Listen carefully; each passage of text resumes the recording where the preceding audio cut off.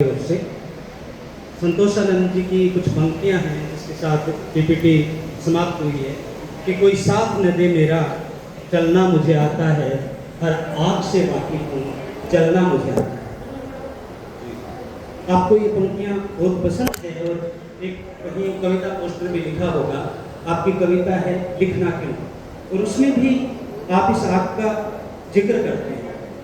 एक लेखक के नाते मैं आपसे पूछना चाहता हूँ कि लेखन के लिए वो जरूरी आप क्या है जिसका इस पीपीटी में भी जिक्र है और जिसका आपकी कविता में भी जिक्र है। पहले तो आप सभी का बहुत बहुत धन्यवाद, आभार कि आपने मुझे इस लायक समझा कि मैं बात कर सकूं। बात शुरू हुई थी संतोष आनंद की पंक्तियों से कि तुम साथ में दो मेरा चलना मुझे आता है, हर आग से वाकिफ हूँ चलना मुझे आता है, तदबीर के हाथों से अब तकदीर बनानी है, प्यार का नगमा है बोझों की बनानी है, वहाँ से उठाया हुआ है। आपने कहा बहुत पसंद है, दो शेर बहुत पसंद है। एक तो ये और एक मीना कुमारी कहती हैं कि इस जुल्फ की कालिक में घुल जाए अगर राही, बदनाम सही लेकिन गुमनाम नहीं होगा।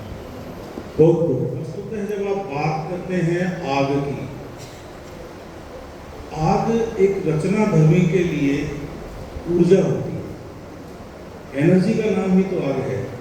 हम उसको आग कह दें या उसको ऊर्जा कह दें या उसको एनर्जी कह दें, एक ही बात। आग से आप एक गांव फूंक सकते हैं, एक शहर फूंक सकते हैं और आग से आप एक चूल्हा भी जला सकते हैं। ऊर्जा का रूपांतरण रचनात्मक रूप से और साहित्य के क्षेत्र में आप करते हैं तो फिर वो आग है, उसमें रचनाकार को जलना होता है। एक बार लिखा था मैंने, कवि को आखिर क्या मिला? जो ऊर्जा है, बच्चों से बात कर रहा हूँ, आप में वो जिस आग की बात एनर्जी कर रहे हैं या मैं जिसे एनर्जी कह रहा हूँ या ऊर्जा कह रहा हूँ, सब में है। कोई कविता लिख सकता है, कोई चित्र बना सकता है, कोई पट लिखकर व्यापार कर सकता है, कोई आप में से कलेक्टर बन सकता है। उसका रूपांतरण क्या होना चाहिए, आप क्या कर सकते हैं अपनी आग से, ये आप पर निर्भर करता है। लेकिन एक रचनाकार की दृष्टि से मैं बता रहा हूँ, एक संतोष तो मिलता है, खुद को फूंक कर कैसा संतोष मिल सकता है वो मिलता है। और इसमें कोई भी दोहराई नहीं है कि आदमी अपने लिए लिखता है, उसके बाद में वो दूसरों के लिए, सबके लिए लिखता है, लेकिन उसकी नज़र में समाज हमेशा रहता है। उसके हिस्से आता क्या है, उसके हिस्से में तो आगे रहती है। कवि को आखिर क्या मिला जिसने पी आग, रचनाएं जग ले गया, दिल में रह गए दाग। हम तो दिल में दाग लिए फिरने वाले व्यक्ति हैं और वो ऊर्जा के कारण ही है जिससे आप आग कह रहे हैं, सभी बच्चों में है।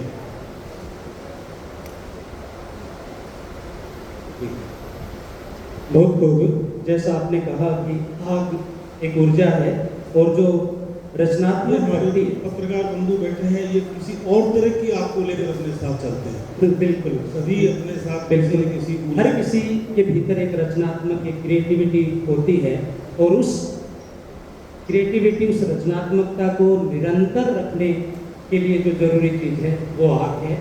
अगर ये आग आपके भीतर नहीं है तो आप आगे नहीं बढ़ पाओगे। मेरा दूसरा सवाल आपसे रहेगा कि आपके लेखन के दायरे में अभी हमने देखा कि कविता भी है और गद्य भी है, तो सभी तरह की विधाओं में आप लिखते हैं, इसलिए हम लेखन की जो समग्रता है उस समग्रता के साथ जो सर्जन की जो प्रक्रिया पर भी हम लोग बात करेंगे।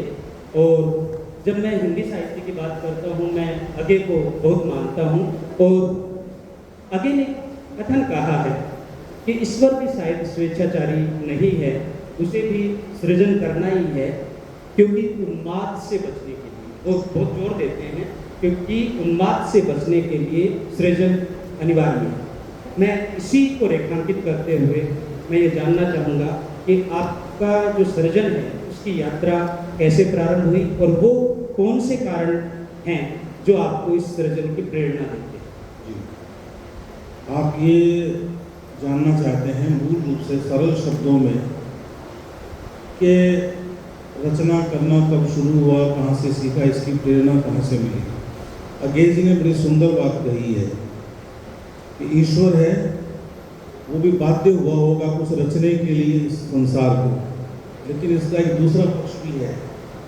ईश्वर का सर्जन किसने किया, उसको किसने बनाया, कभी विचार किया है क्या बच्चों? वो भी मानव मन की कल्पना ही है। इस दुनिया को सुंदर तरीके से जी सके, सुंदर तरीके से ये दुनिया चल सके, इसके लिए ईश्वर हमारी कल्पना है।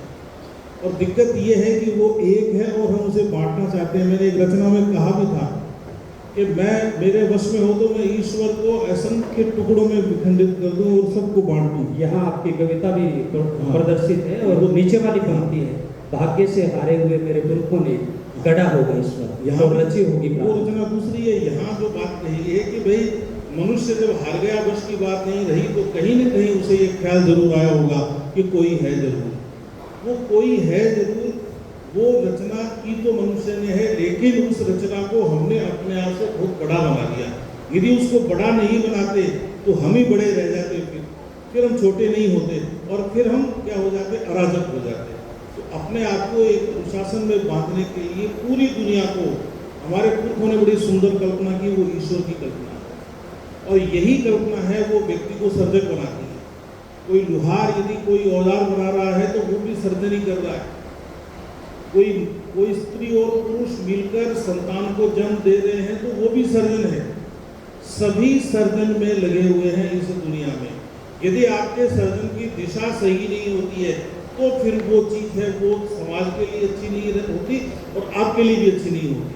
जहाँ तक एक रचनाकार का प्रश्न है, ये कह रहे हैं कि लिखना कहाँ से सीखा, वो जो आपके भीतर ऊर्जा है, उस ऊर्जा ने यदि सही दिशा पकड़ ली है, जिस तरह की वो ऊर्जा है, जिस तरह का वो रूप है, वो सही बनकर आपके व्यक्तित्व में ढल गया, तब तो आप वही करेंगे जिसके लिए आप बने हैं।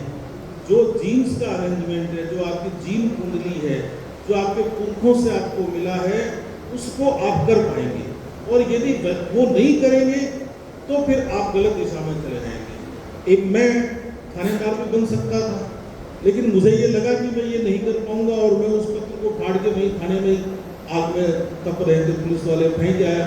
उसके बाद मेरे जीवन में 7 साल बहुत ज़्यादा संघर्ष रहा, लेकिन मुझे ये संतोष है क्योंकि मैं वो कर नहीं सकता था और ये मैं कर सकता हूँ। मुझे ये लगा बहुत छोटी उम्र में कि मैं लिख सकता हूँ, मुझे शब्द समझ में आते हैं और शब्दों के पीछे जो होता है, आपने कहीं पढ़ा होगा कि कविता इन शब्दों में नहीं है जो आप सब जगह देखेंगे, इनके पीछे कोई न कोई ऐसी बात है जो आपको उद्वेलित करती है, वो रचना होती है।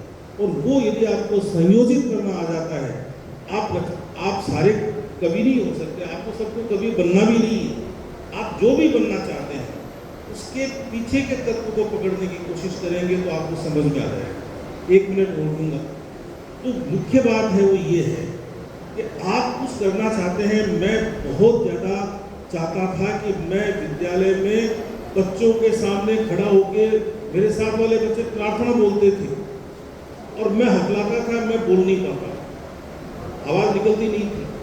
उन दिनों ट्रंक कॉल हुआ करते थे, मेरे मामा जी के उनके फ़ोन आते थे तो मेरे माताजी पिताजी को बीच में फ़ोन लेना पड़ता। दादी के बहुत नज़दीक रहा। मेरी दादी ने सैकड़ों चीज़ें चढ़ाई होगी रामदेव जी को, कभी सोने का टुकड़ा, कभी चांदी की, कभी गुड़ की, कभी आटे की, कि ये अच्छी तरह से बोलने लग जाए। तब मुझे ये लगा कि तू एक अच्छे गायक के बजाय और एक लेखक बन सकता है, बहुत छोटी उम्र में। और उधर से हटके और फिर मैं इधर उठ गया कि मैं बोल नहीं सकता तो मैं पढ़ तो सकता हूँ। खेल के मैदान में जाता तो भी अपनी बात कह नहीं पाता था। उस कष्ट में, क्योंकि ये संस्था मेरी माँ जैसी है, इसलिए यहाँ आके मैं झूठ नहीं बोल सकता, जो है वो बता सकता हूँ। मैं सब मेरे भाई बहन बैठे हैं। हकीकत ये है कि वहाँ से फिर मैं किताबों की ओर उठा। बहुत छोटी उम्र में मुझे वो चिमनी के दिन भी याद है जब मेरी दादी मुझसे रामदेव जी की कथा सुना करती थी और मैं जब बोल नहीं पाता था तो वो ये कहती थी कि तू अब पढ़ ले इसे। मेरी माता जी पढ़ी लिखी नहीं है तो अपने उपवास व्रत करती हैं, तो उनको कहानियाँ सुनाना प्रारंभ किया मैंने उपवास के समय। 2-3 महिलाएं और हो जाती थी। तो चंपा देवी राजगढ़िया की एक किताब आती थी 12 महीनों का त्योहार, उससे पढ़ने के बाद में ये लगा कि कुछ कर सकते हैं। तो धीरे धीरे फिर पढ़ना लिखना, अखबारों के संपर्क में बड़े लेखकों को पत्र लिखना, तो पढ़ते पढ़ते फिर लिखना सीखा। बहुत बढ़िया बात बताई सर आपने। ठीक, हम किसी बड़े विशाल वृक्ष को देखते हैं, उसकी पत्तियों को देखते हैं, उसकी टहनियों को देखते हैं, लेकिन हम ये नहीं देखते जो सबसे महत्वपूर्ण है। सबसे महत्वपूर्ण वो बीज है जो धरती में पड़ा रहा, जो उगा और उग कर के विशाल पेड़ बना। हम इस प्रश्न के माध्यम से आपकी जो 4 किताबें हैं, उन किताबों की पृष्ठभूमि को हमने कंट्रोल करने की कोशिश की। मेरा अगला सवाल रहेगा कि आज क्योंकि हम ग्लोबल विलेज की अवधारणा में हैं और हिंदी पढ़ने वाला या हिंदी में अभिरुचि वाला अगर कोई बच्चा आज पाश्चात्य के जो लेखक हैं जिनका हिंदी में अनुवाद उपलब्ध है उनको नहीं देखता, अगर कोई पाउलो कोएल्हो को नहीं जानता, अगर कोई चिंगीज़ आत्मातों को नहीं जानता, अगर कोई रसूल हमजोदा को नहीं जानता, तो एक तरीके से साहित्य का जो पूरा परिदृश्य है आज के संदर्भ में उससे अनपढ़ है। तो मैं थॉमस ग्रे का एक कथन है उसको उद्धृत करते हुए अपनी बात कहना चाहता हूँ कि वो लिखते हैं कि कविता वह विचार है जहाँ शब्द सांस लेते हैं। उनका कथन है ये। तो मैं आपसे ये जानना चाहता हूँ, क्या कविता विशुद्ध रूप से एक विचार है या विचारों की वाहक है, और कविता के लिए विचार और शब्दों का चयन है वो कितना महत्वपूर्ण है, और आपके हिसाब से एक मुकम्मल कविता क्या है? बहुत बढ़िया प्रश्न है और हिंदी साहित्य के विद्यार्थियों के लिए तो बहुत ज़्यादा ज़रूरी प्रश्न है। हम सभी हिंदी साहित्य के विद्यार्थी हैं, ये भी मानते चलिए। जिसने उसको ऐच्छिक विषय के रूप में नहीं चुना है उसके लिए भी है, जिसने कभी नहीं पढ़ा साहित्य उनके लिए भी है। तो मेरे का पूछना ये है कि क्या विचार ही कविता है? क्या विचार विचार है, वो कविता नहीं। आपको विचार को कविता में ढालने के लिए कुछ ऐसा करना पड़ेगा कि वो सरल होकर आपके हृदय तक उतर जाए। विचार सिर्फ आपके मन को उद्वेलित करता है।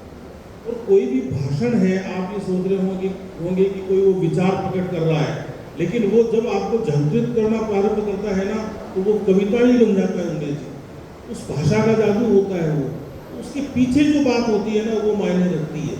खाली विचार या शब्दों को जोड़ देना, जैसा कि आपने खुद भी कहा अपनी भूमिका में, उससे कविता नहीं बनती है। कविता कुछ न कुछ कहकर जाती है। आप इस कविता को पढ़ेंगे, पूरा धैर्य के साथ पढ़ेंगे, तो आप अंत में एक नतीजे तक पहुंचेंगे। वो विचार नहीं होगा, वो कविता होगी। लेकिन जब आप प्रारंभ करेंगे, मन से दिमाग से सोचेंगे, तो जैसे ही वो खत्म होगी, आपका दिल भी उतना ही काम करना प्रारंभ कर देगा। और आखिर में आपका मस्तिष्क, आपका मन, ये सब मिलकर सोचेंगे बात तो सही है, और वास्तव में इस बात को सीधे सीधे शब्दों में नहीं कहा जा सकता। वहाँ जाके वो इतना बन जाता है। बिल्कुल, आपने बहुत अच्छी बात कही कि ऊपर जो लिखा गया है वो कविता की पूर्व पीठिका है। कविता असल में बिल्कुल अंत में नहीं होती है, और ये सामान्य सी बात है। जैसा मैंने आपसे भूमिका में कहा कि कोई हर कविता की भी अपनी एक कहानी होती है। जो कविता आपको कहीं लेकर के नहीं जाती, जो कविता आपके भीतर ठहरी नहीं रहती, वो वास्तव में कविता नहीं है। और इस मायने में जो पोस्टर हमने लगाए हैं, सब बच्चों से अनुरोध रहेगा कि आप जाते वक्त इनको पढ़ें। और हर कविता जो पोस्टर है, जिनका चुनाव इसी तरीके से किया गया है कि वो कोई न कोई संदेश आपके लिए लेकर के आती है। वो कविता आपके भीतर ठहरी रहेगी, उन कविताओं से आप जूझते रहेंगे। और मैंने आपको बताया था कि कविता में शब्दों का जो चयन है वो कितना महत्वपूर्ण है। तो शायरी की ओर भी जाता हूँ, और बहुत सामान्य सी बात है। वहाँ आप माशूका, इश्क और शराब, 3 बड़ी कॉमन सी चीज़ है, सामान्य सी चीज़ें हैं। एक बड़ा अच्छा शेर है, आप देखते हैं कि कविता किस तरीके से बनती है। नायिका की आंखों के लिए है कि झील अच्छी है, कमल अच्छा है, जाम अच्छा है, कुछ भी नहीं है, सारी चीज़ें आप जानते हो। ये कविता नहीं है। झील अच्छा है, कमल अच्छा है, जाम अच्छा है, तेरी आंखों के लिए कौन सा नाम अच्छा है। यहाँ आकर के क्या होगी? कविता। तो कविता बिल्कुल अंत में, जैसे गौरव पांडे की कविता है, राजा ने कहा रात है, रानी ने कहा रात है, मंत्री ने कहा रात है, संतरी ने कहा रात है, ये सुबह सुबह की बात, ये कविता होगी। नंद किशोर जी आचार्य लिखते हैं कि मेरे भीतर एक झरना है इसी बात का तो मरना है। तो कवि के भीतर एक झरना होता है जो निरंतर प्रवाहित होता है, उस झरने को कहाँ मोड़ देना है, यही दरअसल कविता है। और इसमें ही कवि सिद्धस्त होते हैं, जिसमें आप पूरी तरह सिद्धस्त होते हैं। जितनी भी कविताएं आपकी है वो सब बच्चों से अनुरोध रहेगा जो यहाँ उपस्थित हैं, अपने स्टाफ के साथी हैं, उनसे भी कि एक नया रूप सुरेंद्र जी का आपके सामने उभर करके आएगा कि वो क्या दिखते हैं, कैसे दिखते हैं, तो उनको हम जाने। अगला सवाल भी मेरा आपसे कविता पर रहेगा कि आप ये जो बच्चों से अनुरोध रहेगा, बीच में आप उठे नहीं, मैंने पहले ही कहा था कि बाहर बहुत जल्दी खत्म कर देंगे बात को, बहुत सारे बच्चे थे और जो अंदर आए उनको स्थान मिला है। तो बाहर जो बच्चे खड़े हैं, तो मैंने पहले ही कहा था अगर आप ये धैर्य नहीं है तो आप सभागार में बैठें, आप इस बातचीत को सुने, उस प्रक्रिया को समझें। तो कविता की जो विकास यात्रा है, उस विकास यात्रा को आप कैसे देखते हैं, आज की कविता को आप कहाँ पाते हैं, और कविता है क्या उस विकास के पायदान पर चढ़ी है, मतलब पहले से जो कविता थी उससे कविता बेहतर हुई है, या उसका जो समग्र प्रभाव है वो ढलान पर? दो तीन बातें निकल कर आती है। उमेश जी ये पूछना चाहते हैं कि जो कविता पहले हुआ करती थी उस कविता में और आज की कविता में क्या फर्क है, कविता सुधरी है या कविता बिगड़ी है, ये प्रश्न है। और सोशल मीडिया के युग में तो ये प्रश्न बहुत ज़्यादा प्रासंगिक है आपका। असल में क्या है कि कविता जब प्रारंभ हुई थी, आप वेदों को देखेंगे तो उनका छंद है ना वो तुक मिलने वाला नहीं है, अलग तरह का मिलेगा। जैसे जैसे भाषा का परिष्कार हुआ वैसे वैसे शब्दों का संयोजन आरंभ हुआ। शब्द जब जुड़ने शुरू हुए और बात सीधे सीधे कही जाने लगी तो आदमी ज़्यादा होशियार हो गया कि बात को इतना सीधा कहने की जरूरत क्या है, थोड़ा बदल के भी तो कह सकते हैं। वो शुरू हुआ और फिर छंद आया सामने। देखो वैसे तो जिस बात का अर्थ निकलता है और जो बात आपके मन को, आपके मस्तिष्क को उद्वेलित करती है वही छंद है। सही अर्थ तो उसका ये है, लेकिन जो प्रचलित अर्थ है वो दूसरा है। वो ये है कि तुक मिलनी चाहिए, है ना। जैसे मैंने अभी कहा, कवि को आखिर क्या मिला जिसने पी आग, रचनाएं जग ले गया दिल में रह गए दाग। अब आग और दाग मात्राएं भी 13-11 है ना। पहले चरण में 2-1-2 है, दूसरे चरण में 2-1 है। ये एक व्यवस्था थी और इस तरह की सैकड़ों व्यवस्थाएं रही हैं। उर्दू के प्रभाव से हम यहाँ गजल कहने लगे, उसका भी अपना एक विज्ञान है। ये सारा तो चला, लेकिन एक दौर ऐसा आया 60 के दशक में और बाद में 70 के दशक में भी कि कविता के लिए ये जरूरी नहीं माना गया कि उनके तुक आपस में मिले, और कोई जरूरी है भी नहीं। यदि वो प्रभाव उतना ही उत्पन्न करती है जितनी तुक मिलने वाली रचना करती है तो फिर वो कविता है। अब जो सबसे बड़ा संकट है, आप लोग भी ध्यान देना इस बात पे जब आप पढ़ो रचनाओं को, कि कविता है वो एक स्टेटमेंट हो गई। आजकल लोग सीधे सीधे वाक्य को भी कविता कहने लग गए हैं। बस वो आप अलग करना सीख लो, उसके बाद में आपको संकट नहीं आएगा। मैंने कहा, इन्होंने बताया, हाँ मैं लिखता हूँ इस दिल की बेचैनी को कभी भड़काने के लिए, कभी बुझाने के लिए। मुझे ऊर्जा चाहिए, मुझे एनर्जी चाहिए और मैं उसके बिना रह नहीं सकता। आग बुझ गई तो मैं उसको फिर जलाऊंगा, कोई तुक नहीं है। लेकिन मुझे लगता है कि जब मैं ये कहता हूँ कि आग को भड़काने के लिए और आग में दोबारा बढ़ाना चाहता हूँ, उसके लिए बेचैनी के बिना रह नहीं सकता, बेचैनी मेरी आग है, मेरी ऊर्जा है, तो ठीक है, फिर बिना छंद के भी हो सकती है। लेकिन सोशल मीडिया के इस युग में कवियों की बाढ़ आई हुई है। हर कोई रचना कर रहा है, ठीक है, उसको मौका मिल रहा है अपनी बात कहने का, लेकिन आपको चयन करने का अधिकार है। आप उसको कविता मानते हुए उद्धृत नहीं करें हर जगह पर, जहां आपको लगे कि ये कविता है। अभी कहा ना, सुबह सुबह की बात है, यहाँ आकर सब कुछ स्पष्ट हो गया। हालांकि तुक भी रात के साथ बात की मिलाई है उन्होंने, लेकिन नहीं मिलाते तो भी कोई फर्क नहीं पड़ता, बात का प्रभाव उतना ही रहे। तो अब कविता, क्योंकि हम विचार की दृष्टि से शताब्दियों से कितने विचारक हो गए, हर विचारक कोई न कोई नई बात लेकर आता है, कोई न कोई नया सिद्धांत लेकर आता है। जैसे अभी इन्होंने कहा ग्लोबल वर्ल्ड, पूरी दुनिया एक गांव है, और हम तो वसुधैव कुटुंबकम इसी जमाने से ही पूरी दुनिया को एक मानते हुए चल रहे हैं, लेकिन उसका रूप बदल कर आ गया। रूप बदलता रहेगा, कविता का मूल रूप वही रहेगा जो आपके दिमाग से होकर आपके दिल तक चला जाए। आप उस चीज को बचा के देखेंगे तो आप कविताओं का चयन कर लेंगे, छांट लेंगे, और नहीं तो फिर आप स्टेटमेंट पढ़ते पढ़ते ही फिर बड़े हो जाएंगे। बहुत बढ़िया, और आपने बड़ी अच्छी बात की। और हम सब सोशल मीडिया पर हैं, मैं अपना अनुभव बताऊं कि जिसके आगे कवि लिखा होता है, मैं सबसे पहले उसे ब्लॉक करता हूँ। कवि को बताने की आवश्यकता नहीं होती कि वो कवि है, और हर कोई शब्दों से नहीं खेल सकता, इसके लिए एक हुनर है, उसकी आवश्यकता होती है। और मैंने बताया कि शब्दों को किस तरीके से आप व्यवस्थित कर सकते हैं, इस पर हमारे रीतिकाल के कवि हैं, उन्होंने बड़ा अच्छा व्यंग्य किया है कि ढेलों से बनाए आए बेदर्द सभा के बीच, लोग है कविता करना खेल करी करना। लोगों ने कविता करना खेल कर समझ लिया है। आपकी पत्नी यहाँ बैठी हुई है, और बाहर अगर आप इस सभागार के इस मुख्य दरवाजे से आए, एक कविता पोस्टर लगा हुआ है। मैं देखता हूँ जब मैं हिंदी साहित्य के पीछे दृष्टि डालता हूँ तो केदारनाथ अग्रवाल की एक कविता मंजू जी मैडम बैठी है, हे मेरी तो, बड़ी अच्छी कविता है। वो पारिवारिक रिश्तों पर, पत्नी पर लिखी गई बेहतरीन कविताओं में से एक है।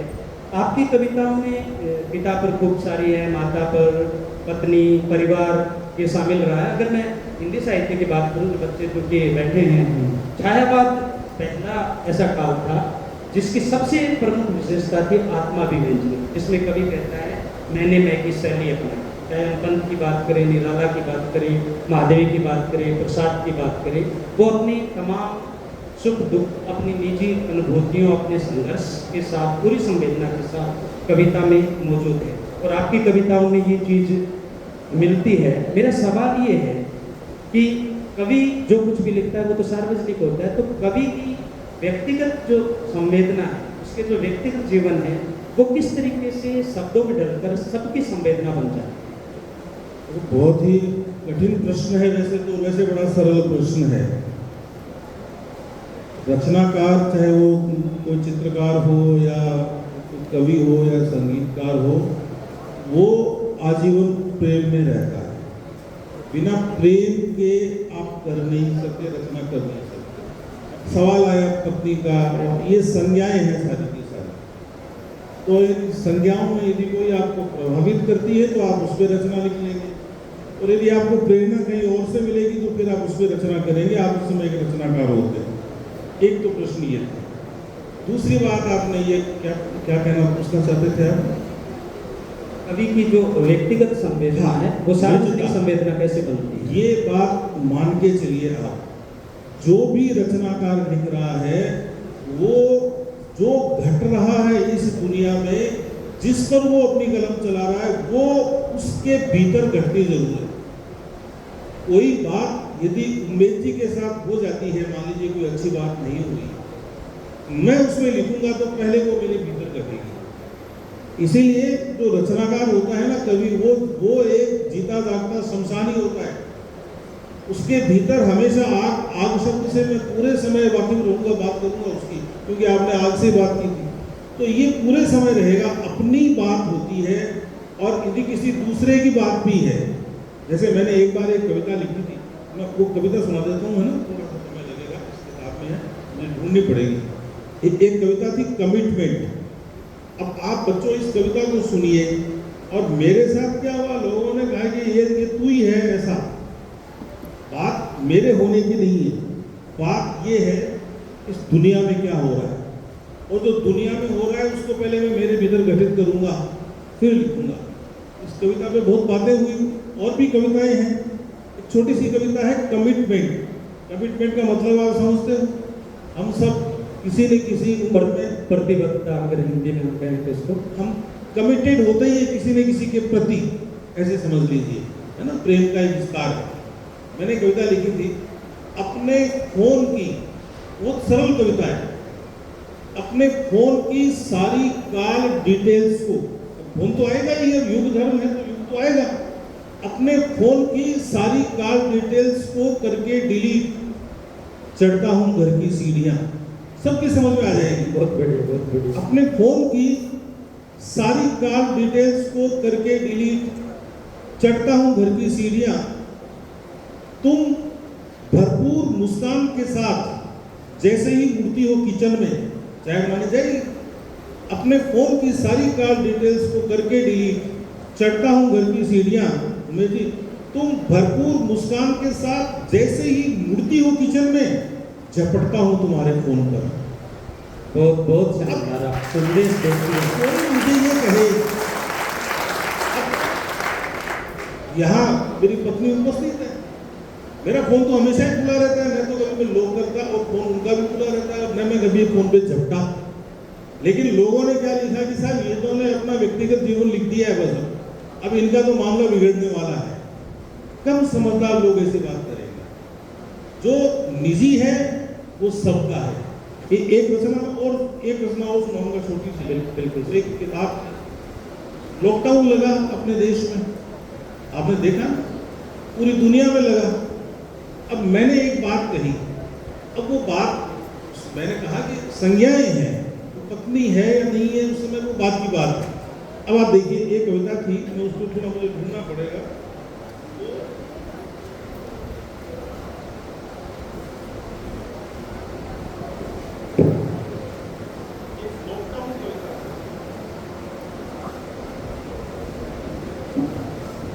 एक कविता है, बहुत पढ़ी गई और उसमें भी मुझे पता नहीं क्या क्या कहा गया, लेकिन बात वो नहीं है।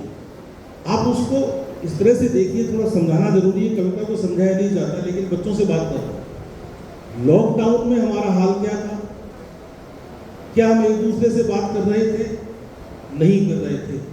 घरों में ऐसे लोग भी हैं जो सुबह जाते हैं और रात को आते हैं, खा पी के फिर सुबह चले जाते हैं। ये जीवन था कि नहीं था? व्यापारियों का, अफसरों का हाल यही था। हमने एक दूसरे को करीब से देखा ही नहीं, जाना ही नहीं, घर में कौन कैसा है, इतनी फुर्सत नहीं। उस फुर्सत को लेकर एक कविता लिखी थी, बड़ी छोटी सी कविता है और वही हेतुकान कविता है, लॉकडाउन में पता चला। वो बात सुनाता हूँ। पिछले 30 वर्षों से, और संयोग से मेरी शादी को भी उस समय 31 साल ही हुए थे, तो लोगों ने सोचा अपनी लिख ली। सभी की कविता है। पिछले 30 वर्षों से इस घर में, अपने संकाय मित्रों से भी मैं संवाद कर रहा हूँ, बच्चों का तो नाम ले रहा हूँ, लेकिन बात तो सभी सब मेरे भाई भाई। पिछले 30 वर्षों तक इस घर में तुम्हारे चेहरे पर नहीं, तुम्हारी आवाज पर जी रहा था मैं। चाय ला दे, पानी ला दे, ये कर दे, वो कर दे, बहुत बढ़िया ना। बात को ध्यान से सुनना कि पिछले 30 वर्षों से इस घर में तुम्हारे चेहरे पर नहीं, तुम्हारी आवाज पर जी रहा था मैं। लॉकडाउन में पता चला कि तुम्हारी ठुड्डी पर भी एक तिल है। बहुत अच्छा। अब आप समझने की कोशिश कीजिए कि 30 वर्ष तक ये पता नहीं कि पत्नी की ठुड्डी पर भी एक तिल है। ये लॉकडाउन में पता चला। कहना क्या चाहते हैं, मेरी कभी की बात नहीं है, व्यक्तिगत बात नहीं है। बहुत सारे लोग मिलेंगे आपको जो सुनाऊंगा तो वो सबकी है। कविता निजी होते हुए भी पूरे समाज की, पूरी दुनिया की होती है। जब आप उसको पढ़ते हो, अब जैसे वो 0 डिग्री का रोमांस लिखा हुआ वहां पर, मैं ये कविता में ये कह रहा हूँ कि चूरू में भयंकर ठंड पड़ रही है और उस टाइम में चलो हम दोनों आइसक्रीम की कोई शॉप ढूंढते हैं, कोई पार्लर ढूंढते हैं। मतलब क्या है कि हम प्रेम की असीम ऊर्जा के साथ इन सर्दियों में जी रहे हैं और हमें इस समय भी आइसक्रीम चाहिए। अब इसके निहितार्थ आप निकालते रहो।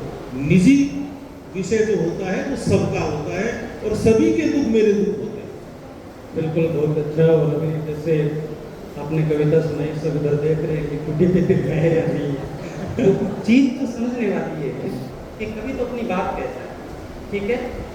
जो उन्होंने लिखा है, मैं हिंदी के विद्यार्थियों को अक्सर ये 2 चीज़ें जरूर कहता हूँ कि हिंदी एक ऐसा विषय, बाकी विषय तो दिमाग से ही पढ़े जाते हैं, दिमाग से ही समझे जाते हैं, लेकिन हिंदी एक ऐसा विषय है जो पढ़ा दिमाग से जाता है और समझा दिल से जाता है। और हिंदी में एक और भी चीज़ कि हिंदी में लिखा कुछ और जाता है, पढ़ा कुछ और जाता है और समझा कुछ और जाता है। अगर इस 3 स्तर पर आप नहीं चल पा रहे तो आप साहित्य की एक जो आवश्यकता होती है उससे आप कहीं न कहीं दूर हो।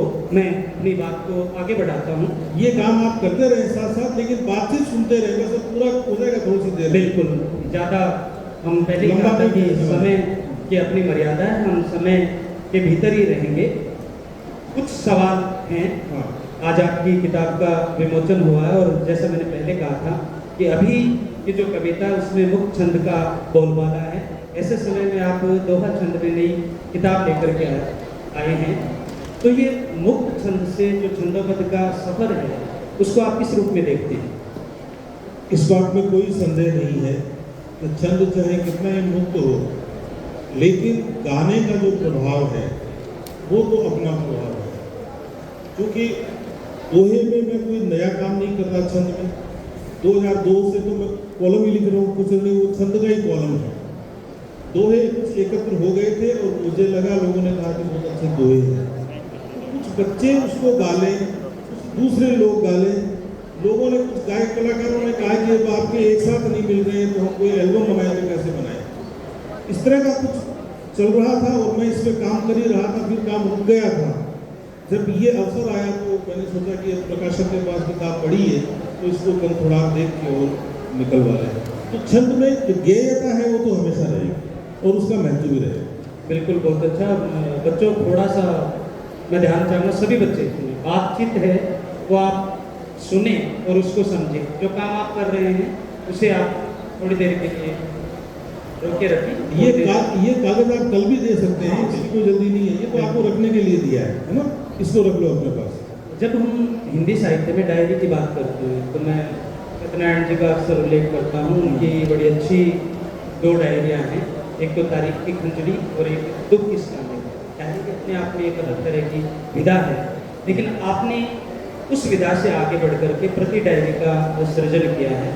तो डायरी का भविष्य और प्रति डायरी का भविष्य, इन दोनों का आप किस तरीके से देखते हैं? एक मिनट बच्चों, ध्यान से सुनो। देखो, एक जरूरी बात है, इन्होंने डायरी की बात की है। एक तो साहित्य की डायरी होती है ना, और एक आपकी अपनी डायरी भी होती है। यदि डायरी लिखना सीख लिया आपने और ईमानदारी से लिखना सीख लिया, आपका भविष्य सुंदर है, इस बात की मैं गारंटी दे सकता हूँ। जरूरी ये है कि आप अकेले में लिखें, ज़्यादा अच्छा तो ये रहे कि रात को लिखें, और जो लिखें वो पूरी ईमानदारी से लिखें। बहुत मुश्किल है उमेश जी कि कोई आदमी अपनी डायरी को पूरी ईमानदारी से लिख सके।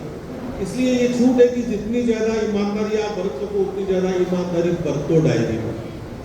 डायरी की एक विधा है इस देश में और बहुत पुरानी विधा है, रोजनाम से हमेशा लिखे जाते रहे हैं। अब बात इस प्रति डायरी की है। मैं बता दूं कि प्रति डायरी है वो लोग कहते हैं कि मैंने एक नई विधा प्रारंभ कर दी। कुछ नहीं था, एक बहुत छोटी सी किताब थी, एक लेखक है मायामृत, उस किताब का नाम है एक चुप्पे शख्स की डायरी। मैं उल्टी तरफ से चला और मैंने उनकी डायरी के को उद्धृत करते हुए अपनी बात जोड़ के कही। 2-3 अंक उसके आए होंगे कि मेरे पास मेल फोन वगैरह आने शुरू हो गए, सर ये तो अद्भुत काम है।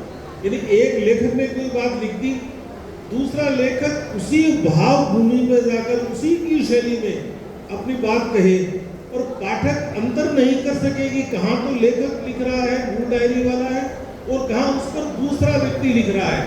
वो प्रति डायरी विधा है। तो मैंने इसमें ये काम किया और फिर एक पत्रिका ने इसको पूरा छाप दिया। यदि आपकी अनुमति हो तो मैं उसका एक अंश सुना देता हूँ, मेरे पास है ये। देखो, एक एक्सपेरिमेंट करते हैं अपन, है ना, एक प्रयोग है, आपकी परीक्षा है। आप मन में सोचना कि मूल तो कहाँ था और लेखक कहाँ लिख रहा है। यदि 2 लेखक काम कर रहे हैं और 2 लेखकों में विभाजन की रेखा कहाँ पर है, ये चीज आपके पूरे जीवन में काम आएगी, पढ़ने लिखने का अभ्यास। तो एक पन्ना है इस डायरी का छोटा सा, इस पन्ने में मैं वो बात एक बार बता नहीं रहा हूँ, बहुत छोटा सा अंश ले रहा हूँ मैं। आप लोगों की परीक्षा है ये कि कहाँ तो मैं लिख रहा हूँ और कहाँ वो मूल डायरी के लेखक लिख रहे हैं, इसको अंतर कर सकते हो क्या? मैं लिखता हूँ, बेटा बैठ जा, बैठ जा। पन्ने पर जैसे शहद की एक हल्की सी परत बिछाती है चुप्पे शख्स ने। ये जो तुम है ना, तुम सबके जीवन में है, ये जो तुम है ना, उसे बहुत कुछ याद आया आज। 11वीं कक्षा में पढ़ती हुए लड़की याद आई जिसका रुमाल चुरा लिया था कभी। 11वीं कक्षा में पढ़ती हुए लड़की याद आई जिसका रुमाल चुरा लिया था कभी। उसे पता था कि चोर कौन है, उसे पता था कि चोर कौन है। मांगा तो चोर ने वह रुमाल लौटाया था। दुस्साहस यह और किया कि झगड़े के बहाने कुछ स्पर्श चुरा लिए, कुछ खरोचों के उपहार हासिल किए। वे स्पर्श उस दिन से जब चाहे नमी बनकर पलकों के आसपास मंडराने आ जाते हैं। जिस दिन मुझे पता चला कि अब वह कभी स्कूल नहीं आएगी क्योंकि उसे ब्लड कैंसर हो गया है, आज फिर शब्द धुंधले हो चले हैं। एक फूल कटा रुमाल और हरे दुपट्टे के कोने की गांठ में बंधा और एक कागज का पुर्जा जिसमें परसों पढ़ता रहा मैं तुम्हारे छुअन, अंगुलियों के कोनों से लिखा इकलौता प्रेम पत्र जिसे उलटता हूँ तो पूरा है और पलटते ही पलट जाती है मेरी दुनिया। अब ये दो व्यक्तियों की लिखी हुई है, ये जो अंश है, ये टुकड़ा है पूरा एक पन्ना। अब कहाँ तो दूसरा है और कहाँ पहला है, इसका अंतर यदि कर पाने में कठिनाई है तब तो प्रति डायरी विधा है और नहीं तो फिर वो टिप्पणी है। अब मैं आपको बता देता हूँ कि वो अंतर कहाँ पर आता है, क्योंकि मैं इसमें संकेत भी करता हूँ। है ना कि जिस दिन मुझे पता चला कि वह अब कभी स्कूल नहीं आएगी क्योंकि उसे ब्लड कैंसर हो गया है, आज फिर जब शब्द धुंधले हो चले हैं, देखो ने क्या कहता है ये चुप्पा शख्स, और फिर एक फूल कटा रुमाल, यहाँ से वो मायामृग शुरू हो जाते हैं। तो जिनको काम करना है, साहित्य में कोई नया प्रयोग करना है, वो आए, बात करे, हम उसको ये रास्ता बता सकते हैं। सत्यनारायण जी का नाम लिया है डायरी का आपने, इसका जो दूसरा भाग है ये तो एक चुप्पे शख्स की डायरी पे लिखा, दूसरा मैं सत्यनारायण जी की डायरी पे काम कर रहा हूँ, उनसे अनुमति लेके कर रहा हूँ, उन्होंने कहा लिखो। बिल्कुल, बहुत अच्छा। और एक ही विषय पर दो व्यक्तियों का जो अनुभव संसार है, उनकी रचनाशीलता है, वो किस तरीके से आपस में गोल मिल जाती है, ये आप प्रति डायरी विधा में देखेंगे। समग्र विश्व साहित्य की बात करें, कुछ सवाल और है, मैं अनुवाद पे और छोटे छोटे दो तीन सवाल, कुछ सवालों के साथ हम अपनी बात समाप्त करेंगे। और ये चूँकि अनुवाद भी हमने बात की कि विश्व साहित्य को आपको पढ़ना चाहिए, और हम एक ऐसे क्षेत्र में रहते हैं जहाँ दो भाषाओं से राब्ता हमारा लगभग पड़ता है। हम बाहर दूसरी भाषा बोलते हैं और घर में दूसरी भाषा बोलते हैं, हिंदी और राजस्थानी। और राजस्थान में एक बड़ी प्रसिद्ध किताब है बातें चाले, उनका अनुवाद इन्होंने बात कलश के रूप में किया है। तो मैं इसी किताब के परिप्रेक्ष्य में और इन दोनों भाषाओं के परिप्रेक्ष्य में जानना चाहूँगा कि अनुवाद है, उसकी ताकत क्या है। देखो, दो मिनट तक बात को ध्यान से सुन लीजिए। पहली बात तो ये है कि ये विषय अपने शहर का है, चूरू से जुड़ा हुआ है। चूरू में एक संस्था है नगरश्री, बहुत पुरानी संस्था है। नगरश्री के जो संस्थापक थे उनमें से एक थे पंडित कूच बिहारी जी शर्मा। उनका निधन हुआ, उस समय तक उनकी कोई किताब नहीं थी, उनके घर की दीवारों पर लिखा हुआ था, और वो लिखा हुआ था जो उन्होंने अपने पुरखों से, अपने पिता से या दादा से सुना। उस घटना, उस बातें उनकी कागज में थी। नगरश्री ने उनकी उस बाकाई चाले को प्रकाशित कराया, बहुत पतली सी किताब है, वो पाठ्यक्रम में भी रही राजस्थानी की। 2007 में नगरश्री ने मुझे पहला पंडित कूच बिहारी शर्मा स्मृति सम्मान दिया। तो मैंने मंच से ये कहा कि मैं कूच बिहारी जी पे काम करूंगा कभी। मैंने नगरश्री पे काम करने के लिए भी कहा, तो नगरश्री पे तो एक विद्यार्थी रिसर्च कर रहा है, अपना शोध कार्य कर रहा है। तो वो जो मूल किताब यदि आप देखेंगे, बाकाई चाले, वो किताब जो है ना, किताब से किताब बनाना बहुत मुश्किल था। अब इसकी मैं क्या किताब बनाता, और पतली जरूर है, लेकिन कुछ प्रसंग ऐसे हैं जिनको पढ़ के रोना आता है। आसपास की रामगढ़ की बातें, चूरू की बातें, सरदार शहर की बातें, बीकानेर की बातें, कूच बिहारी जी की ये राजस्थानी में लिखी हुई है, तो अक्षर भी मोटे मोटे हैं। इसे किताब कैसे बनाएं, और मुझे काम करना था और अनुवाद करना था। अनुवाद में रोजगार का भी भविष्य है, ये भी आप मिल लेना बता देंगे। फिर हमने ये किताब तैयार की। उस किताब की ये किताब है और मूल चीज़ में कोई परिवर्तन नहीं है। जो मूल अंश है वो सुरक्षित है, उसका हिंदी में अनुवाद किया। लेकिन किताब को किताब कैसे बनाया?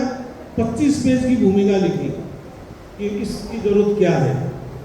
हर प्रसंग में राजस्थानी के मूल शब्दों को बचाकर रखा।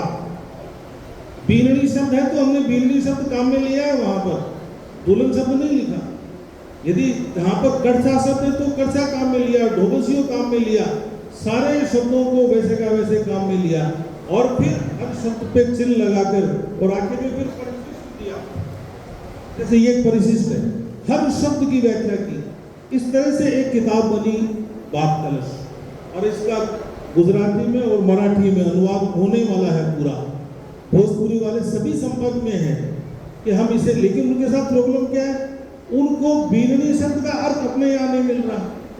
इमाम दस्ते का तो मिल जाएगा उनको, अपन इमाम दस्ता कहते हैं, तो वो अपने वहाँ उन्होंने काम शुरू कर दिया। देश के सभी विश्वविद्यालयों में जहाँ भाषा का काम होता है वहाँ ये किताब चली गई है। तो ये अनुवाद हमने किया, और अनुवाद में हम शब्दशः अनुवाद नहीं कर सकते। कर तो सकते हैं, लेकिन शब्दशः अनुवाद करके आप चीज़ों को वैसा प्राप्त नहीं कर सकते जैसी कही गई है। एक घटना मैं अक्सर बताता हूँ आपको, आप अचंभा करेंगे। अनुवाद में वो चीज़ आ नहीं सकती, मूल रूप से तो आनी संभव ही नहीं है। एक कॉन्फ्रेंस था, करीब 20 साल पहले की बात है, जयपुर में अंतर्राष्ट्रीय सम्मेलन था, कॉन्फ्रेंस था, और मैं उसका मुख्य वक्ता था, कीनोट स्पीकर था। मुझसे पहले जो स्वागत वक्तव्य हुआ वो कोई बहुत बड़े विद्वान थे, टाई वाई लगाए हुए और फूटे फूटे बाल भी काले किए हुए। देखो, इस पे भी एक मेरी कविता है। जब भी गुजरता हूँ किसी बाल डाई किए हुए आदमी के पास से, डरता हूँ कि ये इमारत कहीं मुझ पर न गिर पड़े। डर ये लगता है कि जो चीज़ है नहीं उस चीज़ को बनाने की कोशिश। उन्होंने कहा अनुवाद बहुत आसान है, अनुवाद संभव है, और अंग्रेजी में तो किसी भी भाषा का अनुवाद हो सकता है। जब मेरा नंबर आया, वो लंबी बात कही उन्होंने, मैंने उनको बैठते कहा सर ऐसा नहीं है, अनुवाद बहुत गुरु काम है और वैसे का वैसे तो हो ही नहीं सकता। बोले, फिर मैंने अपने भाषण में कहा, आप सुनो ध्यान से, मैंने कहा कि हमारे यहाँ पर एक गीत है, गोरी थारा लांबा लांबा केस, कोई आधा तो बिछाया कोई आधा ओढ़ लिया दे रहा। कितनी सुंदर कल्पना है? वो उसके केशों पर अपना सिर टिका के उसमें खो जाना चाहता है। कोरी धरा लंबा लंबा केस, कोई आधा तो बिछा लिया कोई आधा। मैंने कहा अब इसका अनुवाद करो। वो बोले सर ये तो बहुत मुश्किल है, कट हर हेयर। मैंने कहा ऐसे नहीं है, बाल कतरने लेके थोड़ी काट के उसको बिछा के सो। अनुवाद बड़ा कठिन है, लेकिन यदि आप मन से करते हो, आपको राजस्थानी आती है, आपको हिंदी आती है, दोनों भाषाएं आती है, तो फिर आप ये काम कर सकते हो। और अनुवाद करना चाहिए, अनुवाद में बहुत अच्छा भविष्य है। बहुत बहुत आभार सर। सब लोग अपनी घड़ियाँ देख सकते हैं। हम लोगों ने कहा था हम 12:30 कार्यक्रम समाप्त करेंगे, हम 2 सवाल और लेंगे, क्योंकि 5 मिनट आप जानते हैं ये भारत है, इधर उधर होता है, 5 मिनट लेट भी कार्यक्रम हुआ है, और इसीलिए मैंने कहा था पहले जिनमें इतनी देर बैठने का मसला है बैठे हैं वो बैठे, तो आप बैठे हो। सिर्फ 2 सवाल हम और लेंगे। सर आपने बड़ी अच्छी बात की अनुवाद में। मेडिकल कॉलेज में आप जानते हैं डॉक्टर है, तो वहाँ पहली 2 क्लासें वो राजस्थानी में लेने जाता हूँ और उनसे बात भी यही करता हूँ कि कोई पेशेंट आता है तो वो जो स्थानीय शब्दावली उसको आपको समझना, डॉक्टर साहब गोबा चल रहे हैं, रीढ़ चल रहे है ना, मरोड़ा उठे, तो गोबा क्या चल रहा है, रीढ़ कट्ठे चल रहे हैं, मरोड़ा क्या उठे।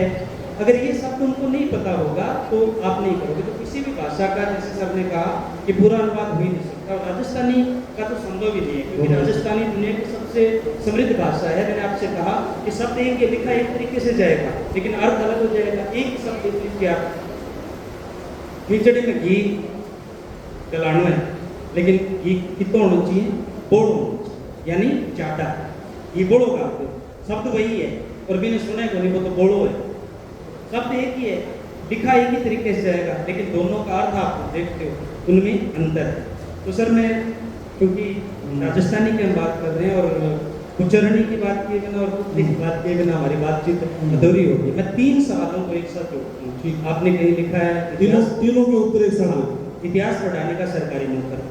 तो ये शब्द अपने आप में जितना हल्का लगता है उतना हल्का है नहीं, इसमें भी वजन है। और मैं दूसरे शब्दों में कहूँ कि ये इतना सीमित नहीं है, असीमित है।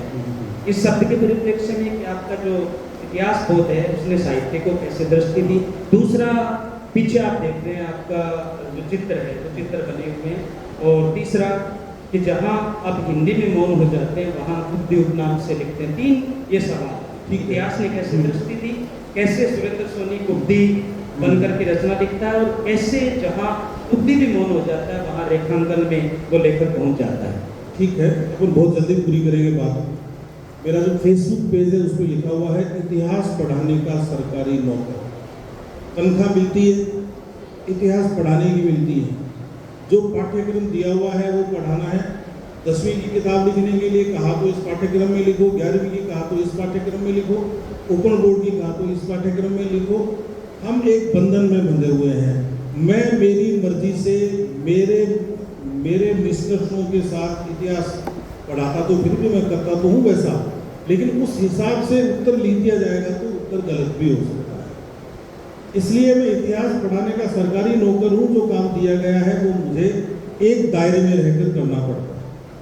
दूसरी बात आपने कही कि साहित्य और इतिहास का क्या संबंध है। इतिहास जो है वो पूरी तरह से यथार्थ से जुड़ा हुआ है। आप इतिहास में झूठ नहीं बोल सकते। आप झूठे हो तो सकते हैं, लेकिन कोई आगे जाके आपको सच्चा भी सिद्ध कर सकता है। वहाँ सारा खेल तथ्यों का और निष्कर्षों का है। साहित्य पूरी तरह से मन का विषय है, आपकी कल्पना का विषय है। इतिहास में कल्पनाशीलता चाहिए तो सही, लेकिन जब एक इतिहासकार तक कहीं पहुंचता है किसी पुरातत्व वाले स्थल पर, तो फिर वो दूसरे तरीके से सोचने लगता है। एक कवि हुए हैं राजस्थानी के भी, हिंदी के भी, ओम जी कागज। ओम जी कागज गए कालीबंगा, मैं भी गया बाद में 2-3 बार चला गया। वहाँ उन्होंने खंडर देखे। आप देखो कवि का सोचने का तरीका क्या है। वो क्या लिखते हैं उन खंडरों को देखकर कि यहाँ कभी कोई आंगन रहा होगा, यहाँ थका हरा परिवार शाम को मजदूरी करके घर आया होगा और सब ने साथ बैठकर खिचड़ा खाया होगा। आज के 5000 साल पहले क्या हुआ वो पता नहीं है कागज को, लेकिन उस यथार्थ को वो अपने तरीके से लिखता है। मैं गया पिछले दिनों, तो मैंने कविता लिखी। श्राद्ध के दिनों में वो समय नहीं है कविता सुनाने का, तो उसमें मैंने लिखा कि मेरी 5000 साल की प्रेयसी है, वो यहीं पर है, कहीं मुझे मिल रही है। तो क्या मुझे उसका भी क्या श्राद्ध करना चाहिए, उसका भी स्मरण करना चाहिए? क्या वो तुम्हारे समाज के नियम कायदों में कहीं आता है? तो कल्पना और यथार्थ का टकराव है। जब मैं साहित्य का काम कर रहा होता हूँ तो फिर मुझे थोड़ा बहुत तो इतिहासकार से अलग हटना पड़ता है। लेकिन एक बात ये भी जरूरी है कि आप खाली कल्पना ही कल्पना लिखते रहेंगे कि मैं तुझे आसमान के तारे तोड़ के ला दूंगा, है ना, मैं तुझे ताजमहल बनवा दूंगा, तो फिर कविता नहीं होती। आपकी क्षमता में यदि एक झोपड़ी बना के देना है, आप वो बना के दीजिए, उसकी बात कीजिए कि इस झोपड़ी को मैं स्वर्ग बना दूंगा। तो ये एक अंतर है थोड़ा सा। तीसरा, चित्रांकन की बात है। चित्र बनाने का शौक मेरा बहुत बचपन से है। मैंने कार्टून भी बहुत बनाए हैं। 7वीं क्लास में पढ़ता था तब से तो मैं अखबार में काम करने लग गया था। लेकिन वो कार्टूनों का दौर चला गया क्योंकि मैं कोई व्यावसायिक तो था नहीं, फिर दूसरे धंधों में लग गए।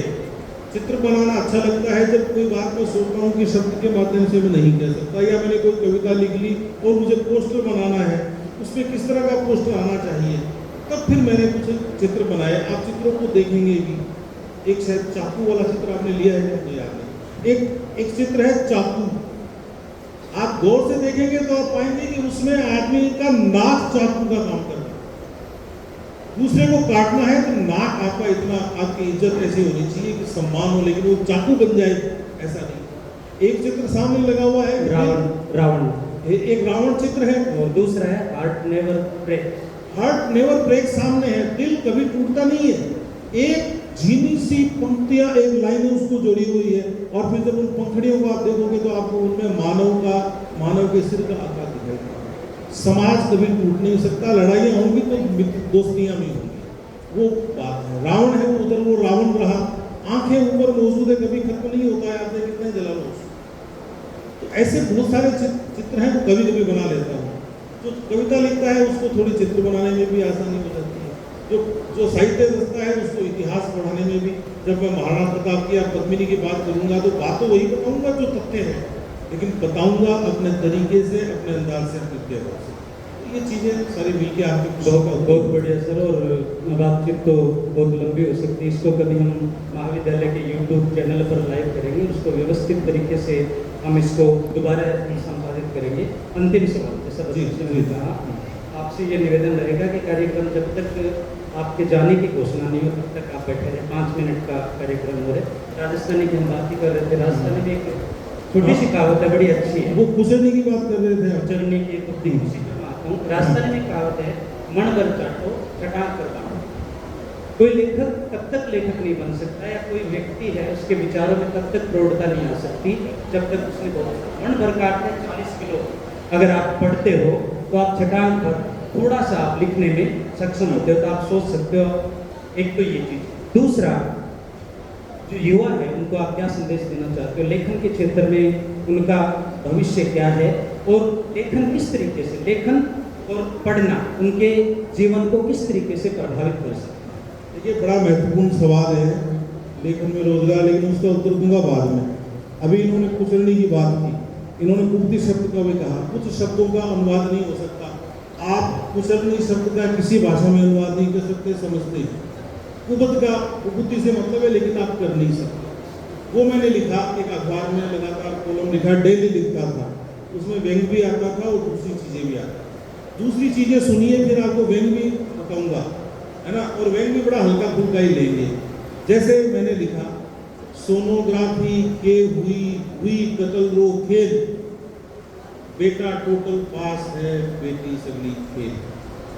अब ये एक संदेश, अंग्रेजी के शब्दों का कितना प्रयोग है इसमें, लेकिन ये लिखा कुचलनी के अंतर्गत, है ना। ऐसे बहुत सारे अपने बार व्यवहार में बहुत लिखा। आदरणीय मंजू जी ने कहा कि दाम्पत्य संबंधों पर भी खूब लिखा। तो अनुमति हो अध्यक्ष जी की तो मैं 2-4 कुचलियाँ सुना देता हूँ। दीपावली सामने आ रही है ना। दीपावली पर पति पत्नी के बीच की आप चित्रात्मकता है, उसको समझ लीजिए क्या है। और पतियों को तो अब 20 तारीख को तो उनका त्योहार ही आ रहा है, करवा चौथ, तो वो उनको उल्लू ही माना जाता है। मैं कह नहीं रहा कि वो उल्लू होते हैं, लेकिन माना जाता है। तो फिर मैंने कुछ अलग अलग दीपावलियों पे अलग अलग लिखा। मैं आपको 2-4 सुना देता हूँ, ताकि आपका जो ये जो भारी चर्चा से जो भारी हो गया होगा दिमाग में, वो भी थोड़ा हल्का हो जाए। अब क्या होता है, बांध, मैं गाऊंगा नहीं, कैसे सुना रहा हूँ। बांध धनी ने बैठ ली पूजा में घर नार। जी, ये बात मैं वो आपकी नहीं कह रहा हूँ, मैं और मेरी भी नहीं कह रहा हूँ, मैं तो उधर ही देख, मेरा ध्यान बार बार दिनेश जी की तरफ जा रहा है। बांध धनी ने बैठ ली पूजा में घर नार, आए मेरा जो लिच्छवी उल्लू वो तैयार। अब उल्लू उल्लू पे 2-4 और सुनाऊंगा। अब मेरे जैसा आदमी समझा रहा है उनको, जो भी मेरे मित्र हैं उनको, कि कूड़े में जा बैठ जा, यानी पूजा हो रही है तो भी खुदकने की जरूरत नहीं है, उछलने की, बैठा रहे एक जगह। कूड़ा में जा बैठ जा, मतना पाख्या खोल, अरे देवी जब पूजा करे हाजी हाजी बोल। तो बेचारे की हाजी हाजी करने में कटती है। अब वो लक्ष्मी से क्या कहती है, दिए आगे गोरडी बैठी खुदी जोड़। अब ये नाम लेते ही देखो कागज भी उड़ने लग जाता है। दिए आगे गोरडी बैठी खूनी जोड़, और कठे बाज गई लिच्छवी घर में उल्लू छोड़। वो लक्ष्मी के इंतजार में है। और वहां अब एक दिन क्या हुआ कि दीपावली के दूसरे दिन ही ग्रहण था, सूर्य ग्रहण होगा, चंद्र ग्रहण था। तो मैंने लिखा कि वो कह रहा है कि पूजा सलती रात में, पूजा तो रात को हो गई है, मैंने कब तुम मेरे क्यों मान रखा है। पूजा सलती रात में दिन में लाग्यो घेण, इब तो प्यारी खोल दे बोलियो भर के नैन। अब आप ये कह दोगे कि ये निजता होती है कविता, तो वो एक अलग बात। एक और सुना देता हूँ। वो ये कहता है कि सच में मैं उल्लू नहीं, उसने उल्लू समझ लिया, सच में मैं उल्लू नहीं, मैं हाँ तेरा भीग, इब तो सांगड़ खोल दे आवे माने नींद। अब आप देखिए, अब यही प्रयोग, अब आप लोगों की बात, अब देखो ऐसे ही प्रयोग है। अब इस नींद का एक दूसरा प्रयोग आमतौर पर क्या होता है, जब दूल्हा घोड़ी पे बैठा होता है और रुकाव जा रहा होता है, अब वो जो मित्र हैं वो तो सब नाचने में और में मस्त रहते हैं, और उसकी जिज्ञासा क्या होती है कि जाके देखो, होता ही ना, मैं जाके देखो मेरी होने वाली पत्नी कैसी है। बाद में तो शायद वो यही सोचेगी नहीं दिखे तो ठीक है, 2-4 घंटे कहीं चली जाए तो मेरा काम कर लूँ, वो बात की स्थिति है 30-35 साल बाद की। लेकिन शुरू में अब वो नाच रहे हैं सामने सब लोग, तो वो उसमें क्या होता है देखिए कि ये सब दुआई शैली में सुना कि ले कटारी हाथ में, कटार होती है ना, ले कटारी हाथ में उतरो घोड़ी बीत रे कद कानी नाच शो मन आवे नींद। वो बहाना कर रहा है नींद का, लेकिन उसकी इच्छा है वो दूसरी है। तो इस तरह से क्या खूब सारी उजड़ियाँ लिखी और तरह तरह की लिखी है ना।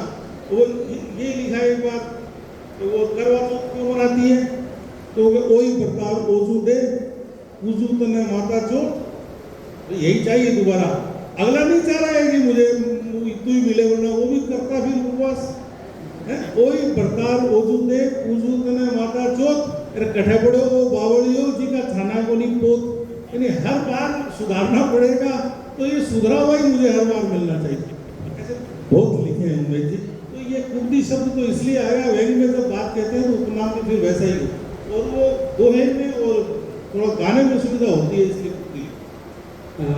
बहुत शानदार सर, और मन तो बहुत सारी बातें हैं। लेकिन देखो, आपको मैं बीच में थोड़ी सी माफी चाहता हूँ, कभी गंभीर बात भी करनी चाहिए।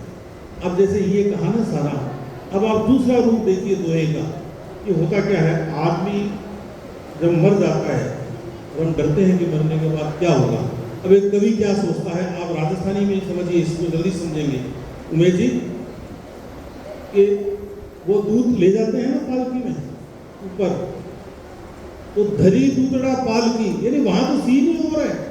हम तो सोच रहे हैं पता नहीं कि वहां क्या नरक मिलेगा क्या मिलेगा। धरी दूतड़ा पालकी पायल बाजी छम, वो पाल के उतरते वो सोते हैं, ये तो बहुत सुंदर जगह है। तो धरी दूतड़ा पालकी पायल बाजी छम, आपा कट्ठे आ गया मन में जाके भ्रम।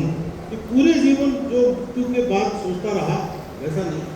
फिर तो कवि होता है ना, वो उमेश जी भी कवि है, बहुत स्वाभिमानी होता है वो ऐसे नहीं है कि झुक गया। वो वहां किस रूप में, वहां भी वो दामाद बन के जा रहा है ऊपर।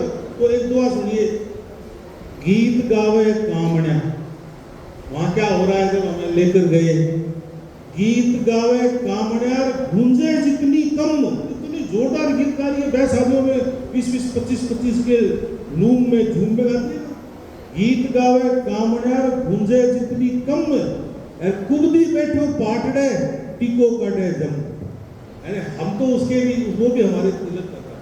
तो इस तरह की चीजें होनी चाहिए। अब होने को तो ये है कि मुझे तो इस किताब में से इस दोहे को निकालने के लिए कहा जा रहा है, मेरा मन नहीं है, अंतिम बात कह रहा हूँ मैं।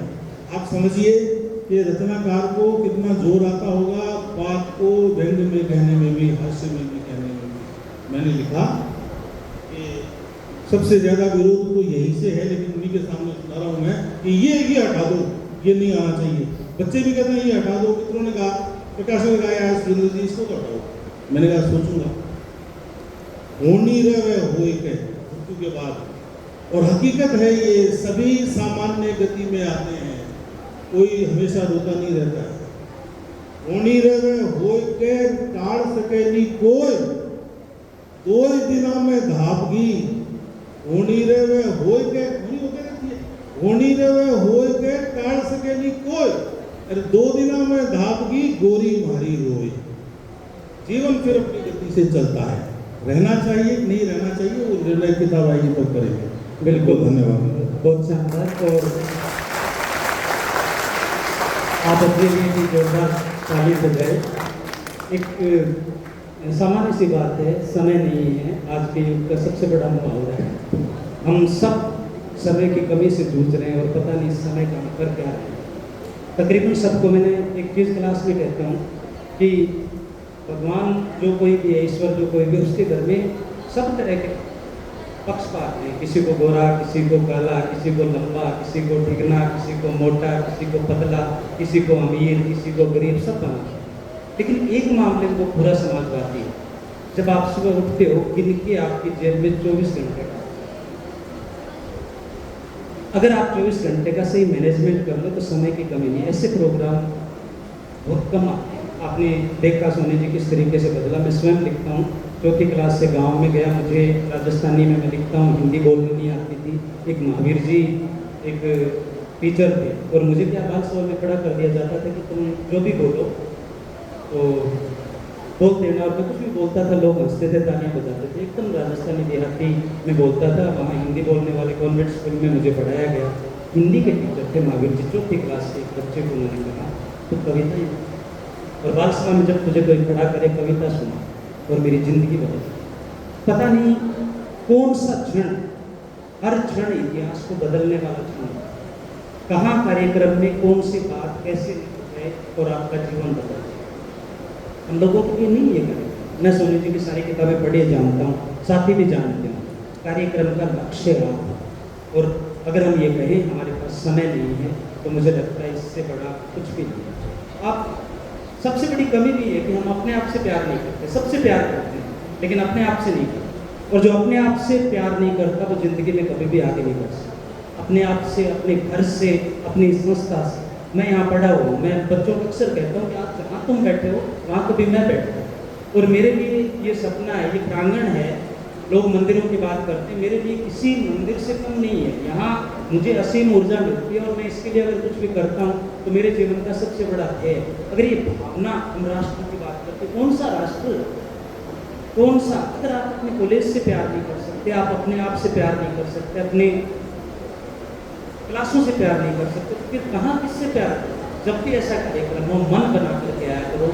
हम लोग कोई चीज़ अगर आपके लिए लेकर के आते हैं, अब ये कार्यक्रम क्योंकि पहला कार्यक्रम था, उद्घाटन कार्यक्रम था, समय ज़्यादा लगा। मुझे पता है कोई भी इंटरव्यू वो 35 से 40 मिनट से ज़्यादा नहीं होना चाहिए, लेकिन आज एक कार्यक्रम उद्घाटन में भी था, फिर उसके बाद में आप किताब का विमोचन था। तीसरे चरण में जो मूल कार्यक्रम है वो है। आगे ये तमाम औपचारिकता नहीं होगी। जब भी हम किसी शख्स को बुलाएंगे, मैंने आपसे कहा कला, साहित्य, संस्कृति, समाज, उससे जुड़े हुए लोग हैं।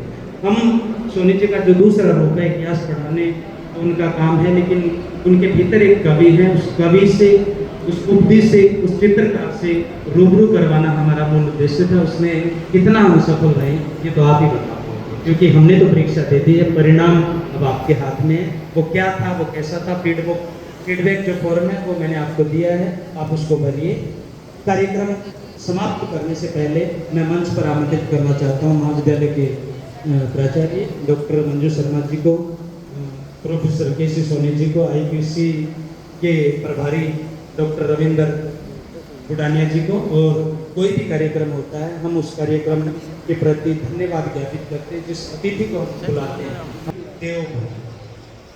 तो सबसे पहले तो सुरेंद्र जी इस कार्यक्रम की समर्थियां हैं, उनके जहन में हमेशा आप सब भी इसके साक्षी बने। तो मैं सबसे पहले सम्मान पत्र लेकर के आया और प्राचार्य जी से निवेदन करता हूँ कि वे ये सम्मान पत्र